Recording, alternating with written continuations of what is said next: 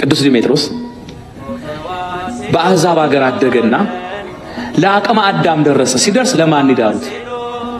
እንዳለ እዚህ ሙስሊም እዛ ሙስሊም። እንዴ ለሙስሊም እንዴት እንደረዋለን? ያጎቱ ልጅ አብራ ስላደገች እናት አባቷ ሞተው ዘመድ ለዘመድ የችግር ነውና ብናጋባ ይሻላል ብለው አጋቧቸውና አብረው መኖር ጀመሩ። አብረው ሲኖሩ ሰርጋቸው ቀን ጫጉላ ቤት ሲገቡ አንተ አለችው ዝምድናዬን ንቀህ ነው ወይስ ሕገ እግዚአብሔርን ንቀህ ነው? ዘመድነን እንዴት ሲያጋቡን ዝም ብለህ እሻልክና እኔን ይዘህ መጣህ አለችው። ቤተሰቦቻችን ዝምድናችን ንቀው ሳይሆን አንቺን ለጀማል እኔን ለፋጡማ ከሚድሩ ለዛ ብለው ነው፣ የሚያምንን ከማያምን ከመዳር ብለው ነው። አንቺ ግን ፈቃድሽ ከሆነ እንደ ባልና እንደ ሚስት ለሰው ሆነን እንኖር፣ እኛ ግን በድንግልና እንኖር አላት። እውነት ነው ማለት ደስ አላት። እውነቱን ተማርገሰው ደስ አላት። ከዛ ለሰው ባልና ሚስት ናቸው፣ ለእግዚአብሔር ግን ምንድን ናቸው? እህትና ወንድም ሆነው አንድ ቤት 47 ዓመት ሲኖሩ መልአኩ ሚካኤል እየመጣ አንድ ክንፉን ለሷ አንድ ክንፍ ለሱ በቅተዋል። በጣም ምን አይነት ለእግዚአብሔርና ለሕሊና መኖር፣ ዓለም ባልተረዳው መንገድ መኖር። ይሄ ጸጋን ያበዛል፣ ይሄ ክብርን ያበዛል።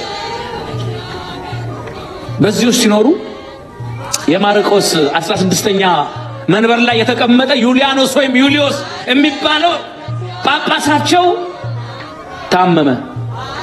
ሊሞት ወደ እግዚአብሔር ሊሄድ ሲል በሉ በኔ ቦታ ሰው ተኩ፣ እኔ ልሞት ነው አላቸው። አይ አንተ አዝነህ ጸልየህ ሰው ተካልህ። አዝኖ ጸልዮ ወደ እግዚአብሔር ካለቀሰ በኋላ ማን ይሁን በኔ ቦታ ይሄን ሕዝብ የሚመራ አስተዳዳሪ አባት አለና ሲጸልይ መልአኩ ሚካኤል ያልበሰለ 2 የወይን ዘለላ ይዞ የሚመጣ እሱ በአንተ ቦታ ይነግሳል፣ በአንተ ቦታ ይሆናል። ልክ ደግሞ እሱ ሕልሙን እንዳየ ዲሜጥሮስ ከዛች ሚስት ከተባለች እህቱ ጋራ አዝመራ ሲያዘምሩ ያልበሰለ የጎመራ የወይን ዘለላ ያገኛሉ።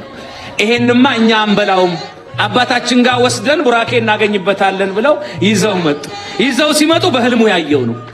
መልአኩ የነገረኝ ይሄ ነው አለና ጠርቶ ሽማግሌዎችን በእኔ ቦታ እናንተን የሚመራው አባት እሱ ነው ብሎ እሱ ሞተ፣ አረፈ፣ ወደ እግዚአብሔር ሄደ።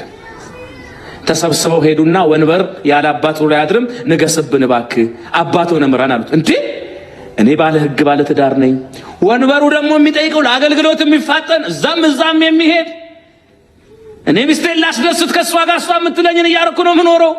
ስለዚህ ለአገልግሎት መፋጠን የተሻለው የምንኩስና ሕይወት ነውና ድንግላዊ መነኩሴ ሌላ ፈልጉ፣ እኔ ድንግል አይደለሁም ማለት ነህ ብለው ሲመጡ አይደለሁም። ወንበሩ ላይ ቁጭ በል ሲባል አልፈልግም፣ ሹመቱ ያንተ ነው ሲባል አልፈልግም። ይሄ ነው ክርስትናው። ምረጡኝ ብሎ ጠብ የለም፣ እኔ ነኝ ብሎ ጠብ የለም። በግድ ተለምኖ እምቢ